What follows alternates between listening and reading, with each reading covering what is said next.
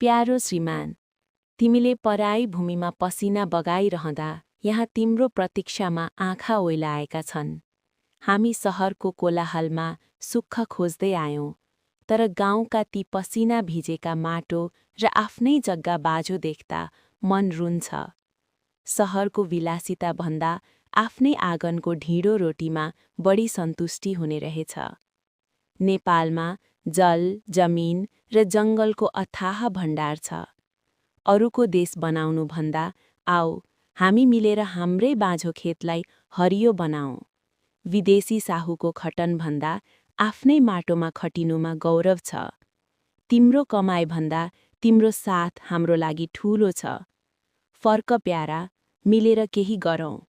विए प्रकृति, तिम्रो पत्र पढ्दा मन थामिएन।